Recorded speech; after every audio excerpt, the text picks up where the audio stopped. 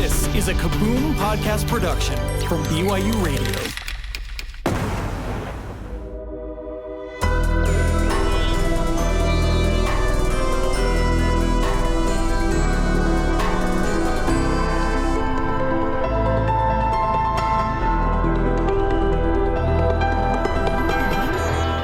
It was the darkest, longest night my family had ever been through.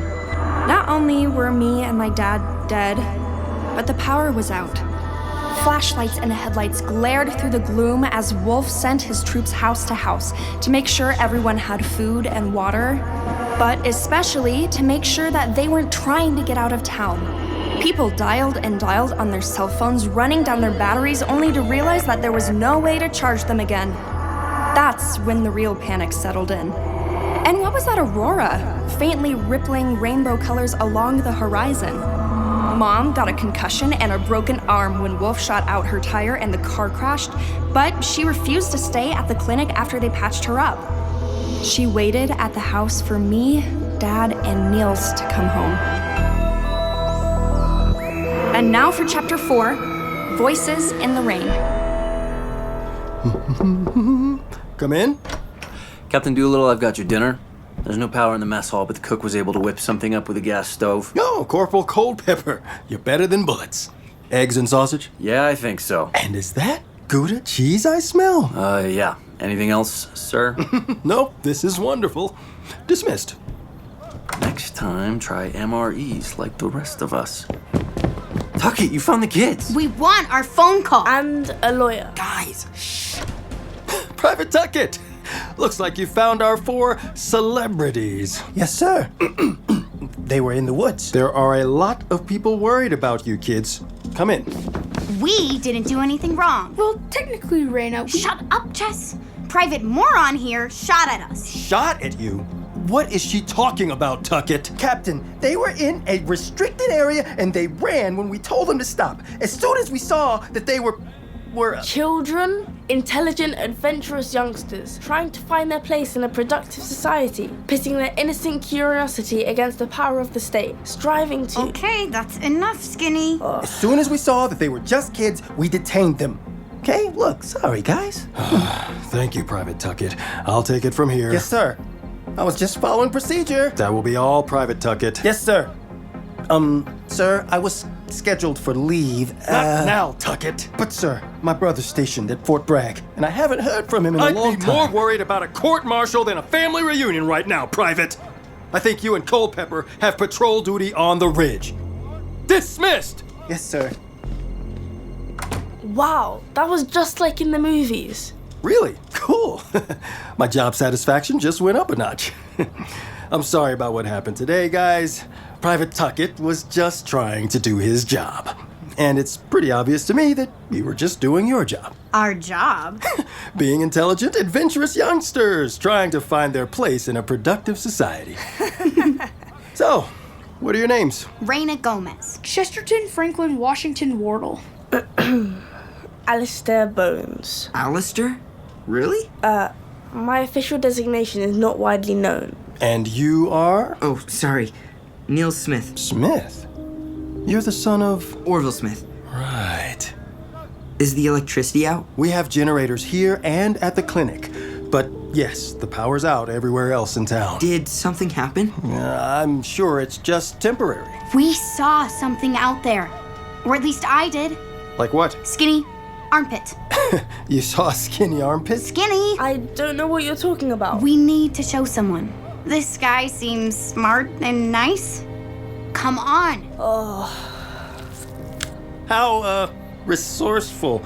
Under the arm is a good hiding place. It's a video from the drone we were operating in the woods. Well, let's look at it right now. I'll just plug it into my computer here. And here we go. They all leaned in towards the screen. First, it showed the spectacular flight of the drone through the branches and into the sky. As it soared higher and higher, the world outside the Olympus Dale Valley came into view. This is when Private Moron Squad started chasing us. You can fast forward. Okay, right there.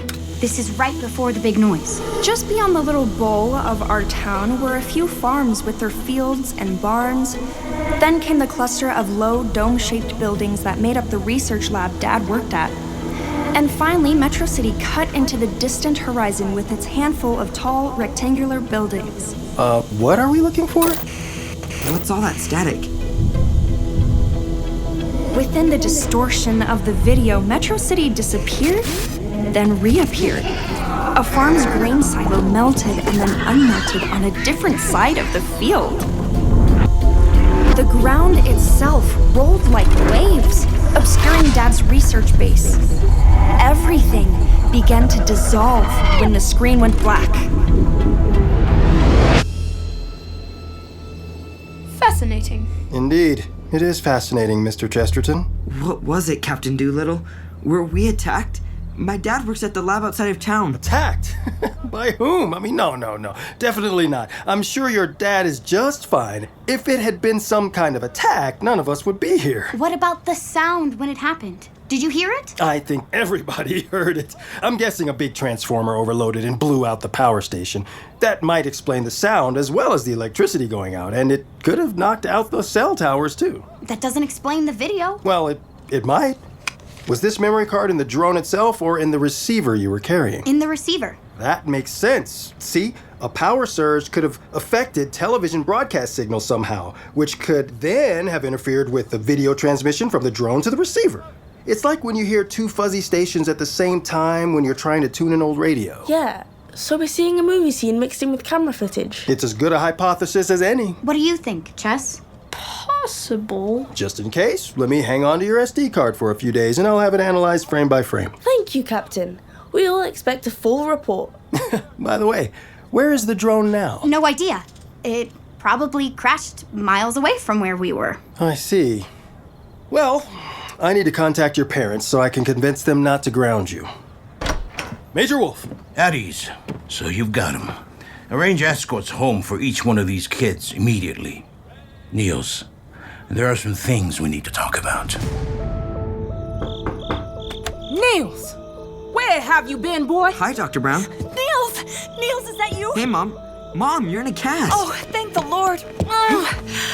Thank you. Where have you been? I was in the woods with the 1952s. Be careful with your arm, Mom. Have we heard anything from Val or Dad? No. Mrs. Smith, you really should have remained in the clinic. Mom got shot at by Major Wolf. I know, he told me. I got shot at too, Bonzy. What? With guns? Are you okay? Yes, Mom, I'm fine. What happened? No one was hurt. He and his friends were in the prohibited area. The security team didn't realize who they were until it was too You late. shot at my son? It was an unintended consequence. The security protocols are for your protection. From what? No one's feeling very protected right now. Have you found my daughter yet? We're doing everything we can. She isn't anywhere near the vicinity of the freeway exit. I'm going to look myself.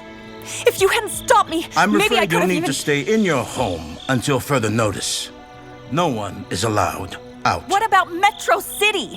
Have you sent a patrol there? Talked with Stephanie's parents? Everything that can be done is being done. I'll have General Lightfoot on the phone tomorrow.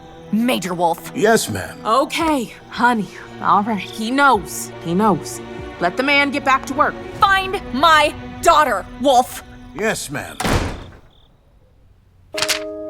Captain's log. Stardate 7930.5, I guess. It took a while for Dr. Brown to calm Mom down. She wouldn't stop hugging me and Bonzy with her one good arm. After we prayed forever for Val and Dad, Mom made us just sit on the couch with her. I've never seen her so freaked out.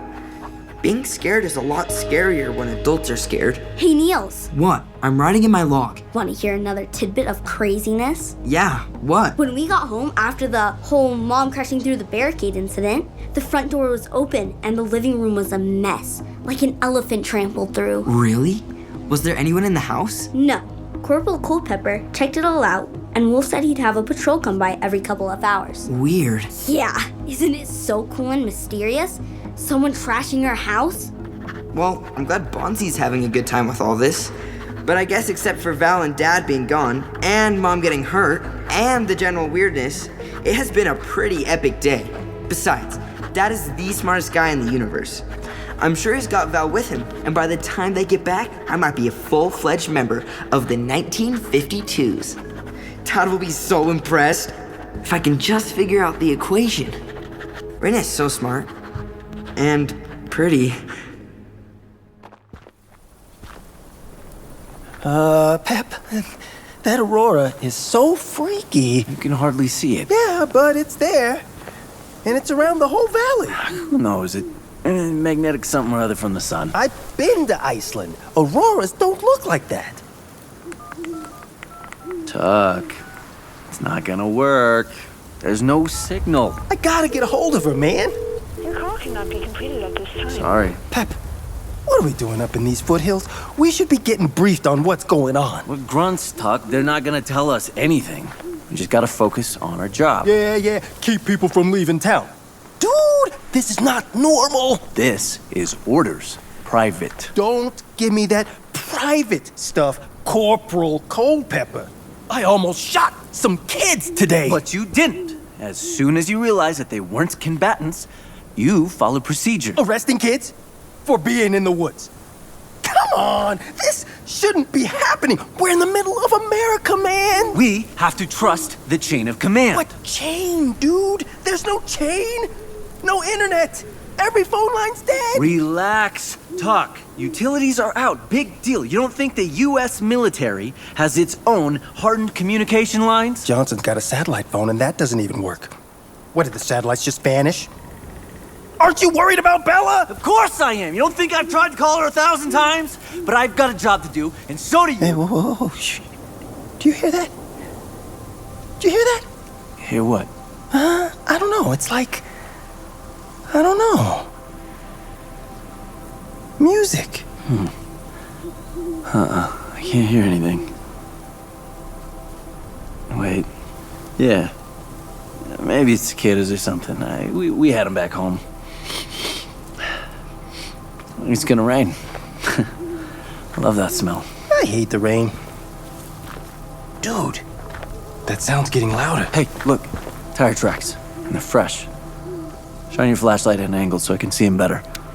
This must have been how the Smith girl got out of town this morning. She really knows these back roads. Yo, Pep, I bet we can get a signal over that ridge. No. It's only like 50 yards over the ridge and around the bend. No. Our orders are very, very explicit about this. We're supposed to stick to the route. Let's just give it till morning, Tuck. I'm sure we'll know more. Hey, Tucky! Hey, get back here! Just give me 60 seconds. Tuck! Stop! Tuck, stop! That's an order! Pep, don't worry. I'll call Bella for you. Almost there. Wow. It really does smell like rain. Tuck!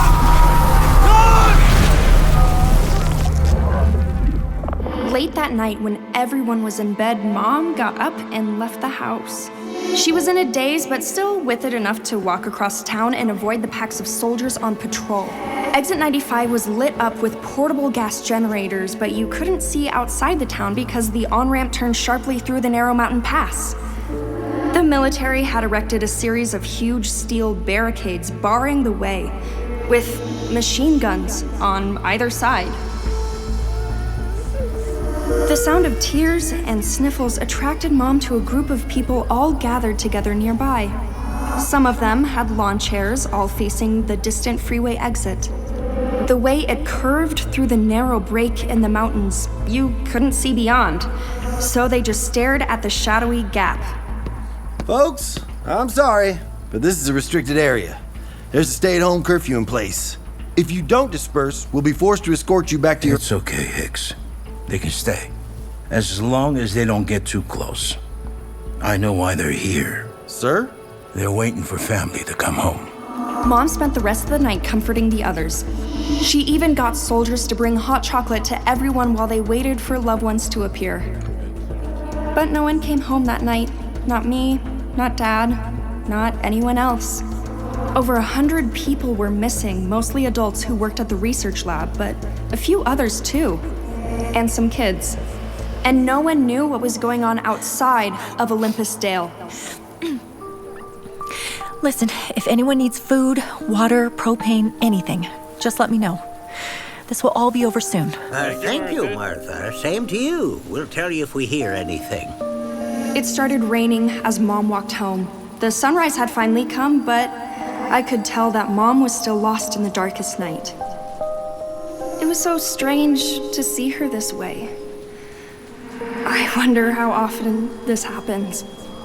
Mom spending hours giving smiles and hugs to other people when inside she's totally breaking down. Maybe I shouldn't be invading her privacy like this, even if I am a ghost. Mom, I wish you could hear me. I'm sorry, Mom. Val? Is that you?